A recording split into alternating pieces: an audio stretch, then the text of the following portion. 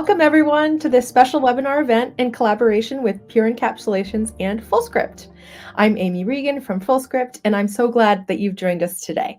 A few housekeeping notes. Please place all questions you have in the Q&A box for a chance for them to be answered during the Q&A session. This webinar is being recorded, and the recording will be sent to you via email.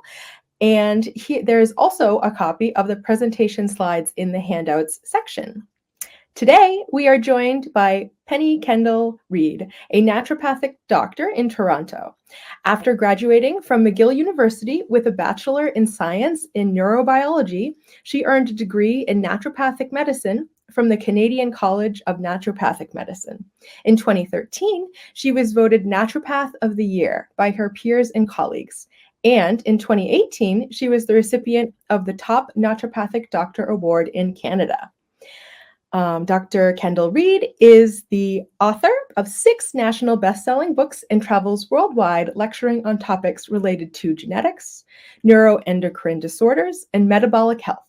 She is renowned for analyzing and interpreting genetic profiles to design personalized health programs for patients worldwide.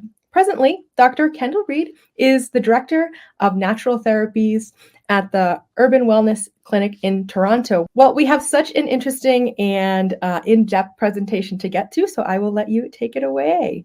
Thank you so much. And thank you everybody for joining us today. This is a topic that I just feel is so important because I think as clinicians, a lot of us are treating conditions separately, treating either the stress separately from sleep, separately from immune or inflammatory issues. We have to start looking at them as all combined, and that's what we're going to look at today. This is my speaker disclosure, and for time reasons, you can look at this on your own.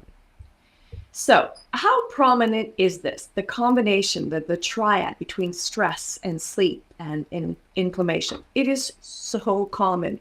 And today we're really going to point out how to successfully treat one of them, you have to treat all 3 of them. So statistically, 30% of the population suffers from insomnia, and up to 60% of those people over 60 have insomnia. Those are huge numbers. They're so significant that the World Health Organization has declared sleep loss as an epidemic. We actually sleep 20% less than we did 100 years ago. And this is even scarier. Approximately 100 million people in the US are on prescription sleeping pills every single day. That doesn't include the people who aren't admitting it, but the over-the-counter ones or all of the natural supplements that we're giving to our patients. This is just the prescription sleeping pills. The number one cause, and I'm going to say this again, the number one cause of insomnia is stress and anxiety. We're going to get to the roots of all of that behind it. But right there, it shows us you can't treat sleep successfully in somebody if we don't treat the stress and the anxiety side. 90% of visits to healthcare practitioners are due to stress or stress-related pathologies.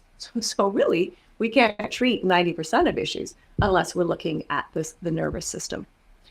And cortisol can increase the production of inflammatory cytokines by 3-fold, even more so in those who are variant for genes that control the production of those inflammatory cytokines. All of this we're going to get into. So what happens? Let's start with that central nervous system.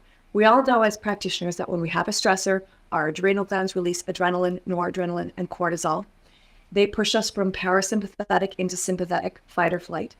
As soon as we've dealt with that stressor, those hormones bind into receptors in the hypothalamus and the pituitary, and they shut off further stimulation of those stress hormones from the adrenal glands. So they induce that negative feedback in the HPA axis. But today, rather than the 1 hour of stress a day that as hunter-gatherers were designed for, we're bombarded all day long with stress. So we're pumping out these stress hormones, lower level, but all day long. So all of those receptors, all of those off switches in the hypothalamus and the pituitary, they get full, they get blocked. So now we lose the ability to turn off the HPA axis, to turn off sympathetic stimulation, even when there is no stressor there at all. This then starts to increase those inflammatory cytokines. This also starts to mess up the production of serotonin and dopamine and GABA and all of our other neurotransmitters. It also alters our microbiome, which in turn increases inflammation and in turn stimulates the stress pathways.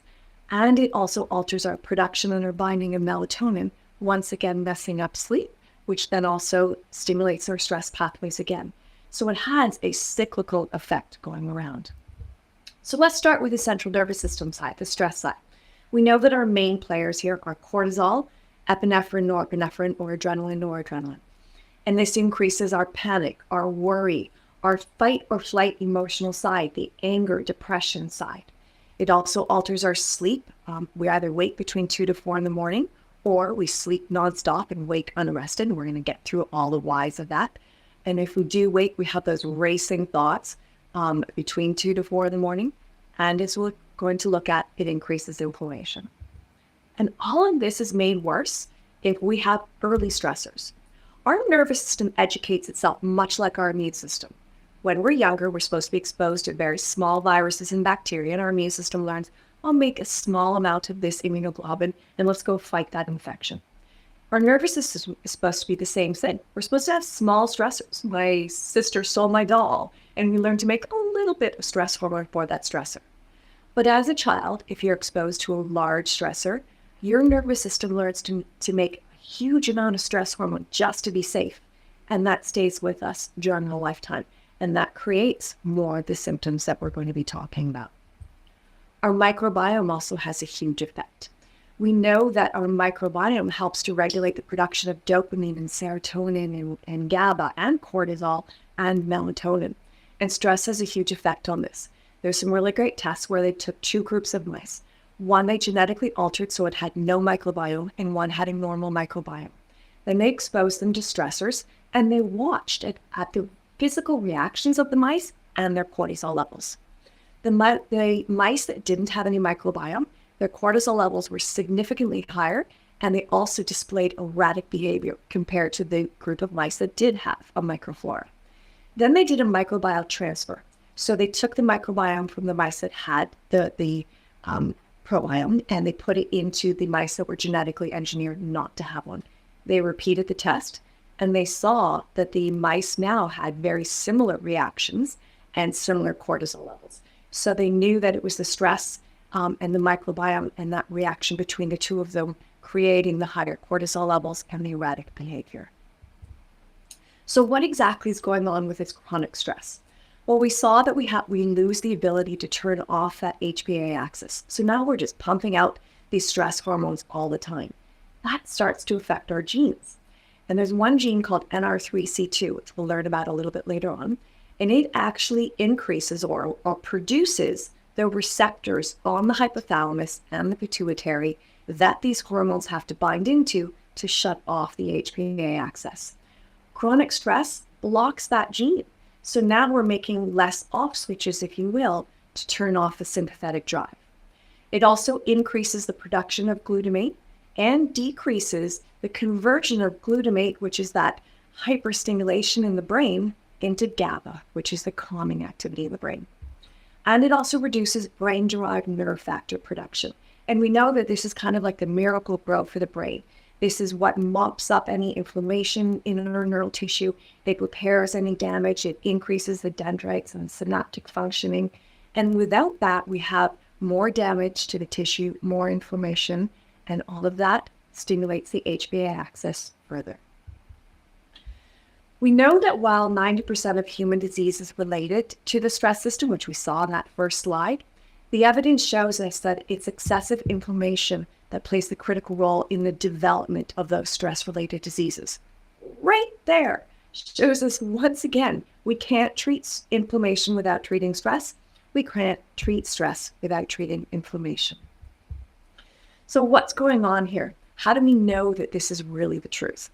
Well, all of those individuals diagnosed with depression or anxiety, every single one of them, have higher levels of interleukin-6, TNF-alpha, and C-reactive protein compared to those individuals without depression and anxiety. Even if they don't feel inflammatory reactions in their body, if you look at their blood work, they all have higher levels. Conversely, emotional, depressive, anxious type symptoms are the most frequent concomitantly seen symptoms in inflammatory conditions like IBS and rheumatoid arthritis. So again, we see that connection between the two of them. And how does this actually, what's actually going on to produce this is that those inflammatory cytokines, they will actually mutate those glucocorticoid receptors on the hypothalamus and the pituitary so that our glucocorticoids can't bind into it and they can't shut off the HPA axis. The cytokines also directly stimulate the HPA axis. So now we have an increase in CRH, ACTH, cortisol. What does that mean? That means we keep stimulating that pathway, the stress pathways. Cytokines or inflammation also lower our serotonin because they activate IDO, which is that enzyme which breaks down serotonin to steal tryptophan from it. Lower serotonin, more emotional response. A low serotonin is a physical stressor in the body, which increases our cortisol again. And the cytokines also lower our vagal response, which in turn increases cortisol further. Then we know that when we have that high cortisol, we increase that inflammatory cytokines.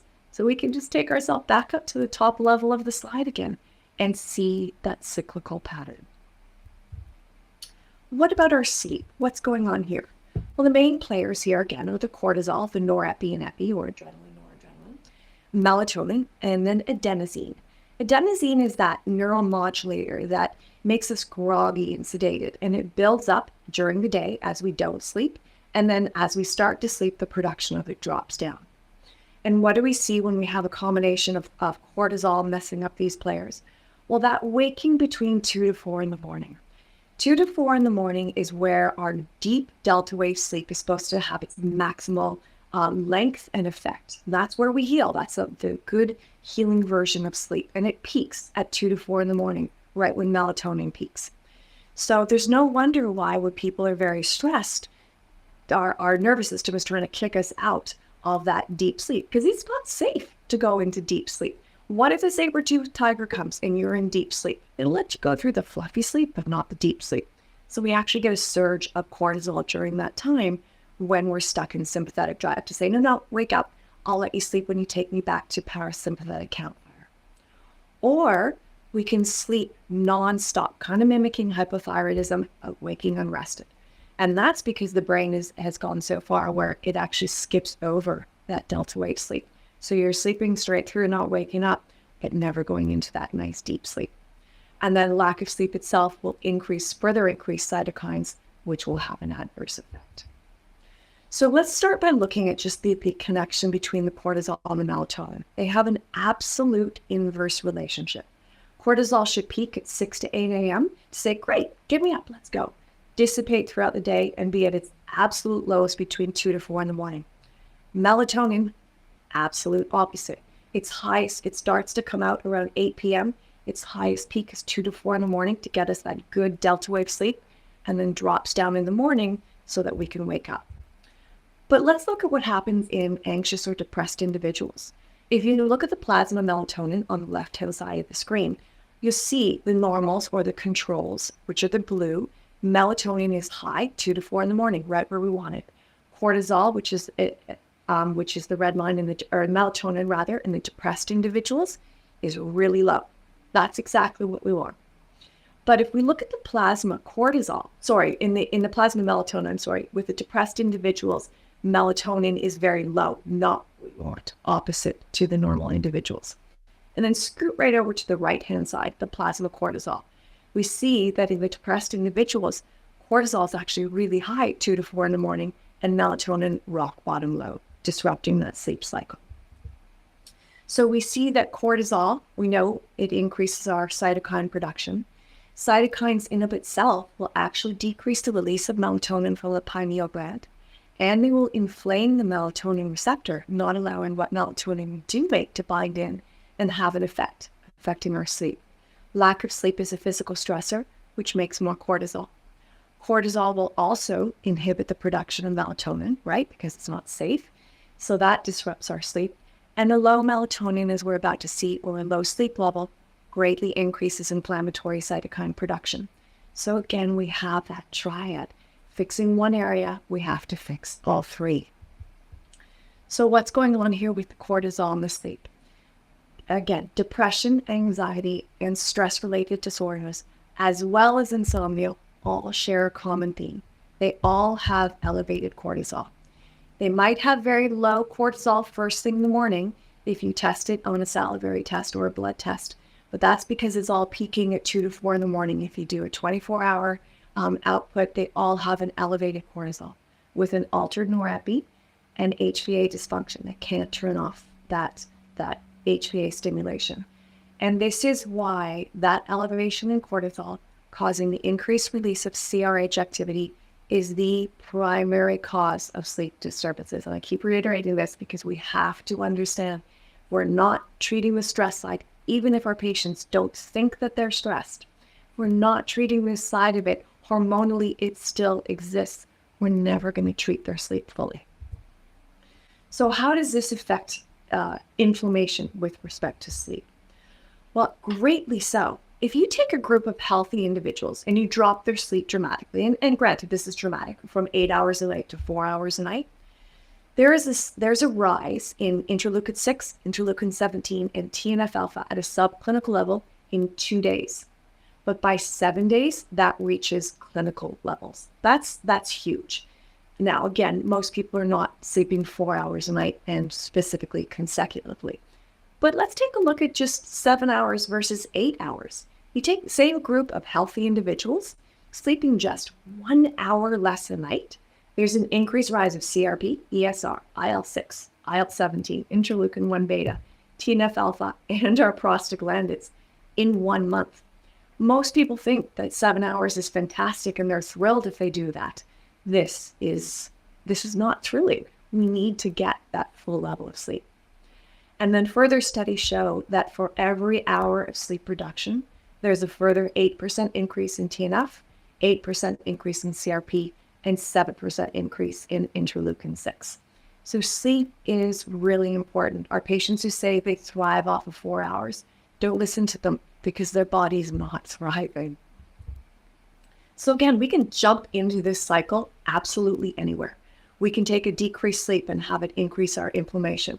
We can have an inflammatory insult, whether it's trauma, whether it's an infection, whether it's our genes making more, that then decreases our sleep and stimulates our stress pathways.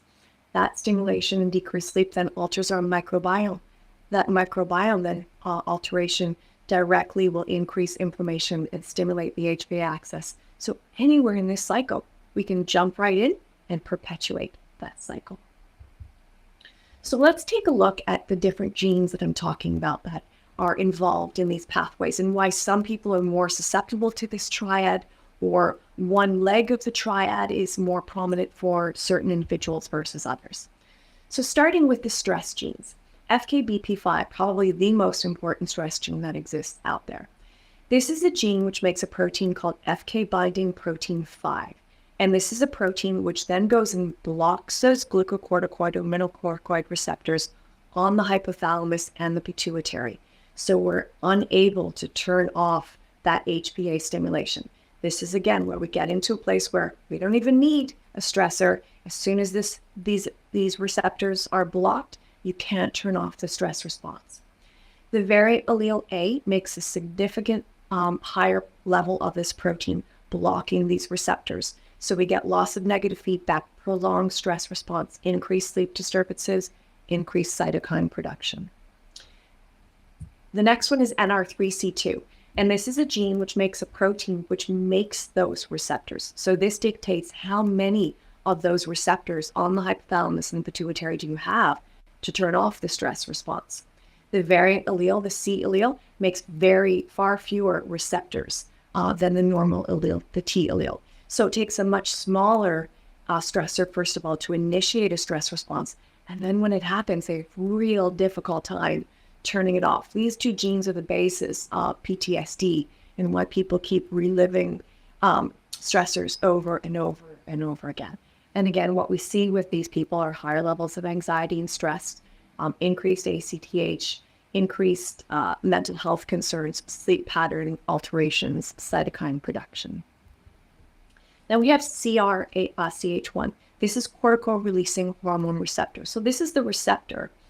This gene makes a protein that builds the receptor to bind CRH in to stimulate the HPA axis. The variant allele here, the C allele, they make a lot more CRH receptors. So we have a lot more places to turn on that HPA axis. And again, we're going to see all of those similar symptoms. This one has a huge impact on GI function, as well as weight too. And then we have COMT gene, which most of us know. This is one of our methylation genes. This is a gene which clears out those stress hormones. It also clears out dopamine and estrogen. And the MET or G allele here, the variant allele, this is one that clears things out very, very slowly, which means we're keeping a lot of those stress hormones in our body for a longer period of time. Does have a good effect. You also get to keep your dopamine, but we're also keeping the stress hormones here. So we see increased anxiety, that tendency to worry. We're going to see the same inflammatory responses and sleep disturbances. Then we get into our inflammatory cytokine genes. So interleukin-6, we know this is one of our biggest inflammatory cytokines, and this is the gene that produces that IL-6. The variant allele, if you're homozygote variant, so a GG for this guy, this is where you can make almost 70% more interleukin-6 than the person who codes CC, homozygote normal, for this. So even it's a great place to sort of pause in terms of dosing for supplements. If somebody is inflamed and we know that they're variant for this gene, why would I give them the same dose of the supplement for somebody who's normal, who we know makes far less inflammation for the same stimulus, for the same condition? And that applies to the stress genes as well. When we're treating those, it applies to all of the genes. So again, the variant here, more likely to have sleep disturbances. Interleukin-6 with higher levels also crosses the blood-brain barrier, inflames all of the neural receptors there. We see a lot of IL-6 in the GI tract, which is going to affect our microbiome, which then, as we know, also further affects inflammation and sleep and stress.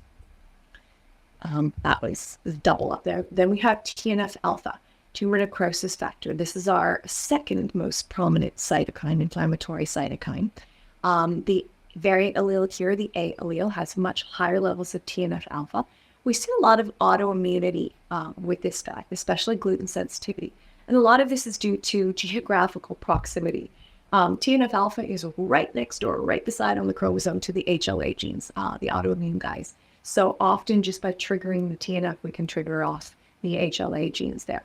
But we also know that TNF-alpha increases the production of interleukin-6, and IL-6 increases the production of TNF-alpha. So those two will also loop around.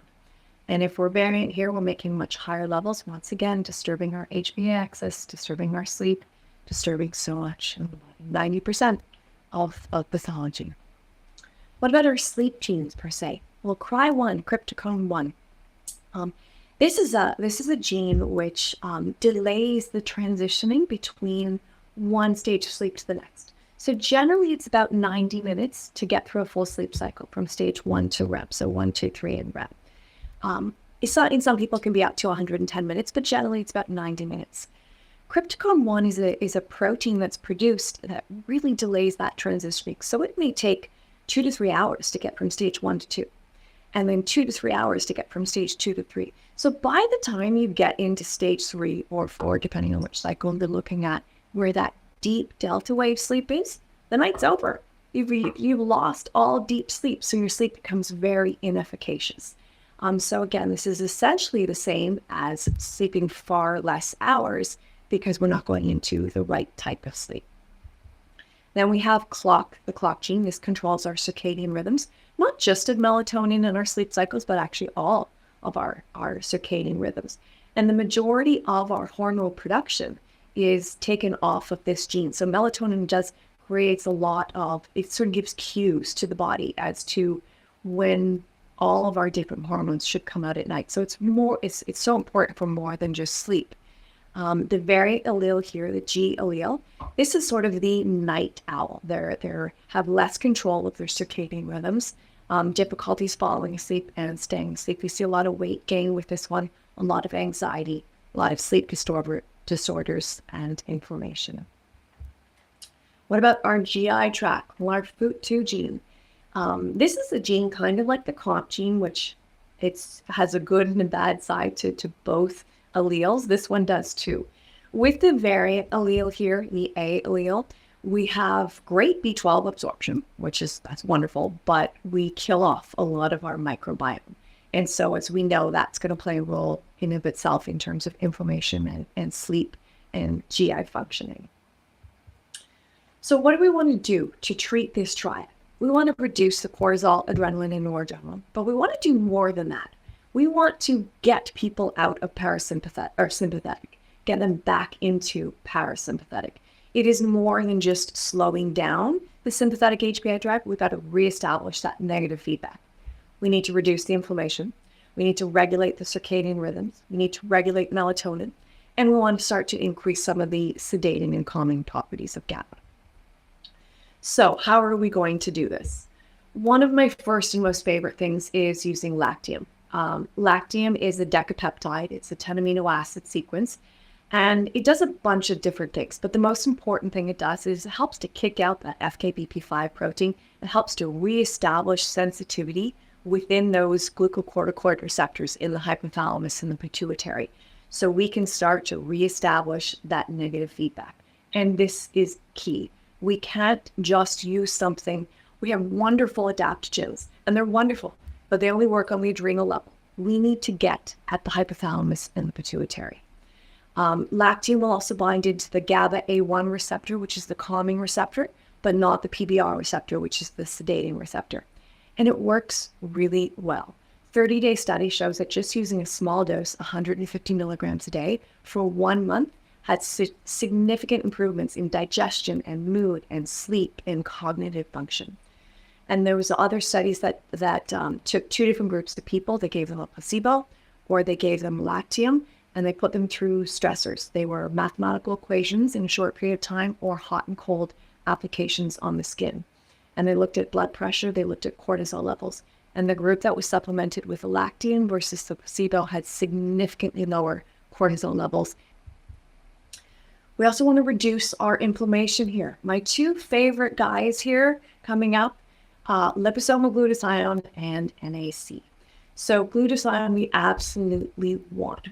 Most of the other herbs that we would use to lower inflammation, again, very powerful, but their end game is getting you to glutathione. So let's just go straight to that end game right away.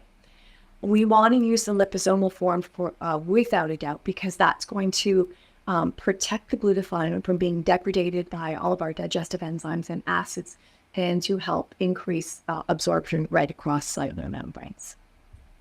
We also want to use NAC. So NAC, as we know, is cysteine is one of the 3 amino acids that goes into the production of glutathione. So this is our main precursor to it. It's a free radical scavenger right on its own right, even before it's converted into glutathione. So we might say, well, why do I need to take both of these? It's so important that we take both of these together. N-acetylcysteine is used to decrease mucus production in the lungs. It's used to regulate out T-helper-1, T-helper-2 series. It does a lot of different things in the body. And if we don't have sufficient amount of NAC and glutathione, or moreover NAC, we're going to leach glutathione. We're going to break it down to get the NAC to go do those other jobs. So we want to make sure that we have a good functioning of both of them. If we don't give both of them together and we only give NAC, we think, well, if we just give high dose NAC, isn't that enough? Well, not necessarily, because it might, most often it's going to go do all of its other functions first and then go into glutathione. So by taking the 2 of them together, we get a synergistic effect, which is fantastic, and a higher therapeutic output. NAC and glycine, now we're taking 2 of those amino acids that are the precursors to glutathione. We get a higher production and a faster production of glutathione with this. And this has been shown, giving these 2 together raises our levels, our intracellular red blood cell levels, much more quickly and much more effectively than giving either of these amino acids alone. So a little bit stronger way of reducing that cytokine production and increasing glutathione. What about sleep? What are we going to use here?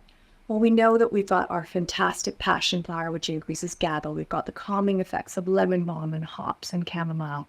We have the sedating effects of valerian that we can use. But again, we want to jump on that melatonin. One, because this is going to be what's going to push us into that deep delta wave sleep.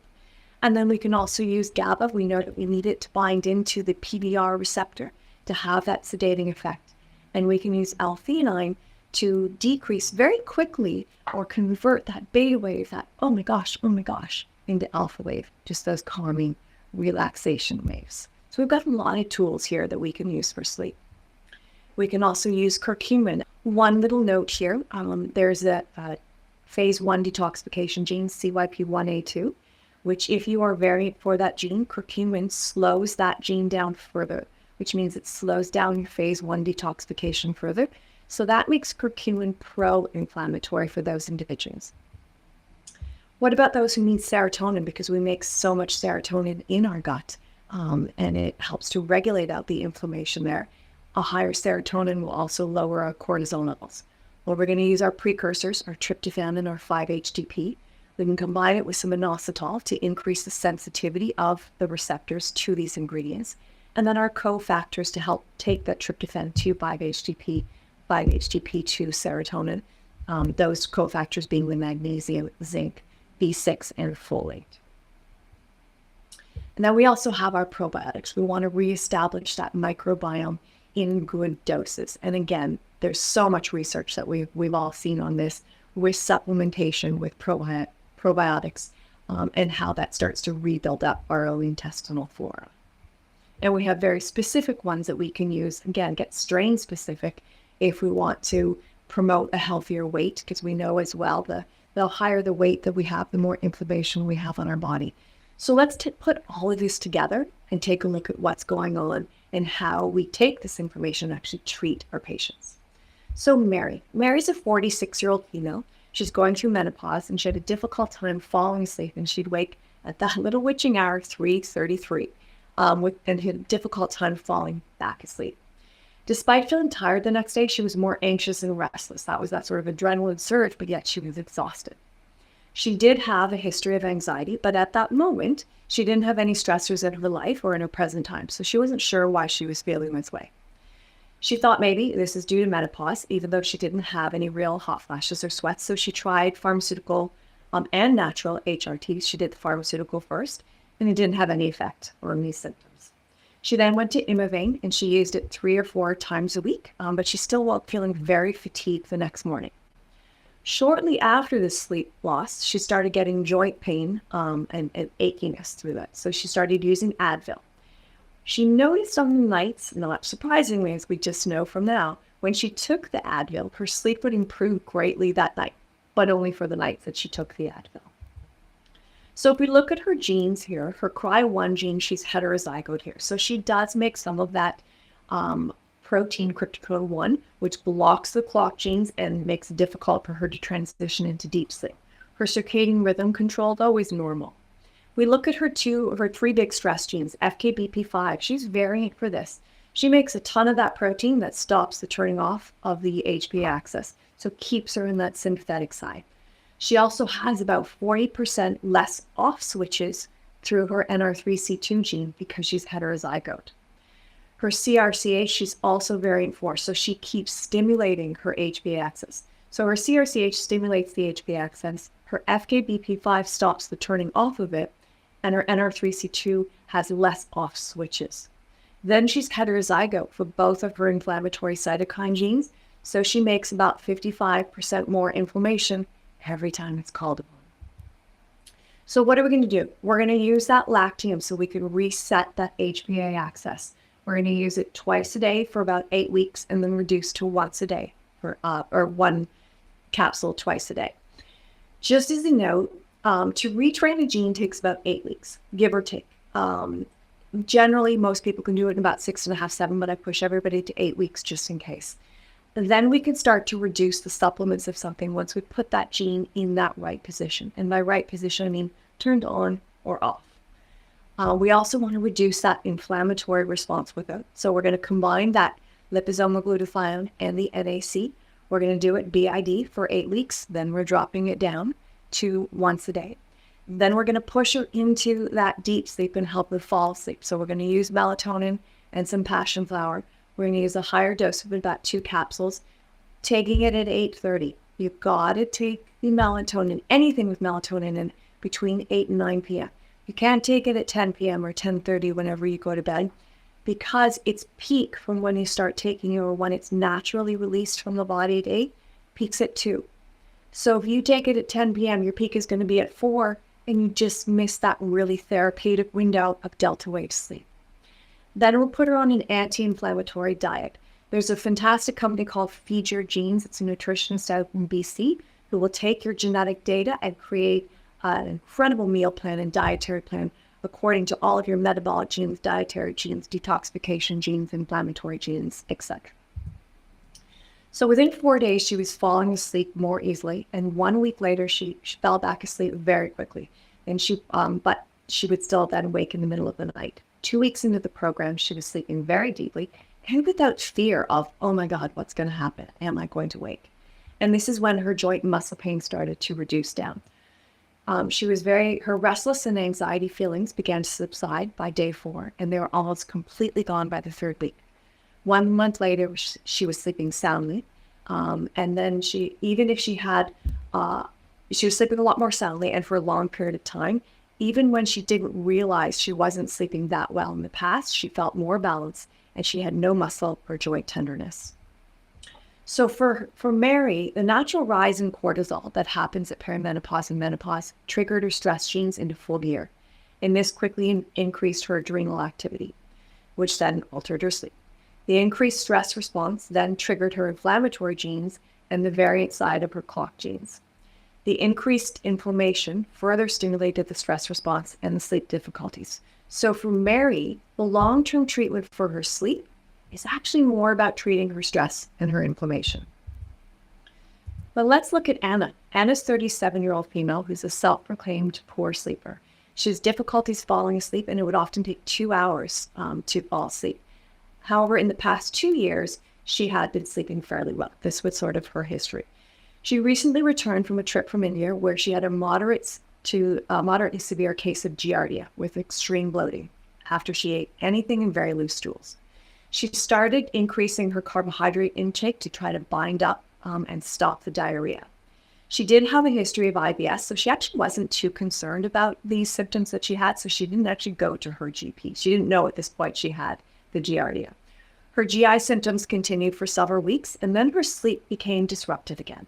So this is why she actually went to her GP. She wasn't really concerned about her bowels, it was her sleep. But her GP was really excited about the bowels, diagnosed her with the giardia, and put her on metronidazole. The diarrhea from the medication eventually stopped, but her bowels remained very bloated, very inflamed. Her sleep continued to worsen, and she now felt exhausted and withdrawn. So here, if we look at her sleep genes, again, her Cry1 gene is heterozygote, so a little bit decreased ability to transition. And her clock gene is very abnormal, so very poor circadian rhythms. Her stress gene's not nearly as bad as the patient before. She does make a little bit more of that protein that blocks the feedback loop, but she has the normal amount of receptors there to turn it off. So a little bit of a stress response. But her microbiome, look at that. She's variant, so she wipes out all of her own microbiome on her own. Then she was put on the medication, which further wiped it out, not to mention the fact that giardia itself would have wiped it out. And then she has a huge inflammatory response to her IL-6 and her TNF-alpha. Her serotonin genes, because we know that serotonin has a big effect in the bowel, were both heterozygote. And one carbohydrate gene of hers, GIPR, does somebody make inflammation in their GI tract through carbs? Not the gluten, that's the protein part from the disaccharide. She was variant. So when she kept eating those carbs to try to stop the bowel movements, she made things worse. So we're going to reset the HPA axis with the lactin. We're going to rebuild up the lining of the GI tract with glutamine. We're going to drop that inflammatory response with the glutathione and the NAC. And then we're going to support the serotonin because she does make a lower amount of it. And we also know that serotonin is a precursor to melatonin. So we're going to give a 5-HTP taurine methylfolate combo morning and night. We're going to give her that sleeping formula, melatonin, passion flower combination, and then high dose the microbiome, 500 billion, one per day for a month. Reduced her carbohydrates right back down and had a diet set out again by Feed Your Genes. Within 10 days, her bloating subsided. 2 weeks later, she was falling asleep much more easily, but still waking a little tired. and then her moods were starting to improve. She increased her carbohydrates significantly on 2 occasions, which flared her bowel back up, and this disrupted her sleep for 2 days each time. A month later, her sleep was about 90% better. The bowels were normal unless she indulged in those carbohydrates. So for Mary, it was the Giardia that triggered her FUT2 and her inflammatory genes, further increasing inflammation. As this progressed, it started to produce her serotonin, which then increased her cortisol through all of her serotonin and her FKBP5 genes. When the inflammation is there and when the stress is high, this also further disrupts GABA and melatonin through the GI. The increased carbohydrates through her aggravate her GIPR gene now are into full-blown inflammation. So for Mary, controlling her sleep was more about regulating the inflammatory response in the bowel long term. So Mary had close to normal sleep genes, Anna had more abnormal sleep genes. Mary had increased inflammatory genes, Anna had the opposite. Mary had increased stress genes, Anna had close to the opposite. So long-term control for Mary, again, is about controlling the inflammation and the stress genes, not the sleep genes. For Anna, it's about controlling the inflammatory response both inside and outside of the bowel. And very quickly, the last study, James is a 41-year-old male who broke his wrist playing basketball. He'd always been a self-proclaimed type A personality, worked really hard, he played hard, and he thrived off of it. 2 days after breaking his arm, he started to feel anxious and experiencing chest tightness and palpitations. He'd only had this once before in his life, and that was when he was doing CrossFit training. He thought it was because he was anxious because he couldn't work out as intensely, couldn't release all of that energy, but he was still spinning daily. At his 1-week follow-up with his orthopedic surgeon, he mentioned these feelings to his surgeon, who then took his blood pressure, which was 152/79. His normal was 115. We know that when stress is the main causer of BP, it's the systolic that goes up, not the diastolic, which is what we see here. His wrist was healing really well. The bone part was healing really well, despite a lot of increased soft tissue swelling around it. Soon after, he started waking around 2:30 in the morning and had difficulties falling back asleep. His blood work showed increased ESR, CRP, and creatinine kinase. His GP had given him Ativan at 0.5 milligrams to use as needed. So if we look at his sleep genes, completely normal sleep genes. We look at his stress response. He's heterozygote for blocking the turning off of the stress response. Heterozygote, so about 40 to 50% less of those receptors to turn off the stress response, but at least his stimulation through CRCH1 was normal. But a heavy, heavy inflammatory load, variant for both IL-6 and TNF-alpha. So here we're using Advil. This was by his GP, extra strength, one twice a day for 48 hours. We put him on the glutathione and the NAC and the Curcumin. Temporarily short-term, we set that HPA access because it did get activated with 4 weeks of the Lactium and then dropping the dose down for another 2 weeks. And then increasing the length of his cardiovascular exercise, but decreasing the intensity. The reason he would get those symptoms of palpitations and anxiety with HIIT is because all of his exercise genes were catered towards longer, slower endurance. In the first 48 hours, his heart palpitations and chest tightness began to ease. By the end of the first week, he felt much calmer and his sleep was starting to improve. He thought everything was due to stress, so he stopped taking everything except for the Lactium combo. 3 days later, his palpitations began to return, and he woke at 4 a.m. again. 6 days later, he returned back to his normal treatment plan, and 2 weeks later, he had no more stress symptoms. He was sleeping well, and his soft tissue swelling had reduced by about 50%. At the 8-week mark at his orthopedic appointment, his bone was healing so very well, and he was transitioned into a removable cast, and his soft tissue swelling was gone. So if we look at James, he had kept his stress genes in their off position through an active lifestyle, playing hard, working hard, etc. His perfect sleep genes helped him repair at night and rest and rejuvenate, which also kept his stress genes turned off. He had never injured anything before, nor had he ever really had a bad cold or flu, so nothing took him away from exercise or his lifestyle. Only when he did the wrong type of exercise did he trigger inflammatory genes temporarily. But when he really could do the exercise and he had a big inflammatory response from breaking the wrist, that turned on his stress genes, stimulated the HPA axis, inhibited his melatonin, inhibited that 2 to 4 deep sleep, and that then started to further stimulate the stress genes and the sleep response. So for James, his long-term stress control is about controlling his inflammation. So in each of these case studies, we can see people may present with the same symptoms, but the treatment protocol is different, and what they need long-term is different. We might start by supporting sleep in all of them in one way or the other, but what they need to actually regulate the sleep or regulate the stress might have nothing to do with that initial treatment of sleep or stress. It might be all inflammation or immunity, etc. But unless we can see what's behind it, we don't know which leg to really focus in on. Thank you. I hope you can take home something from today, and I really look forward to helping you with some questions and hearing.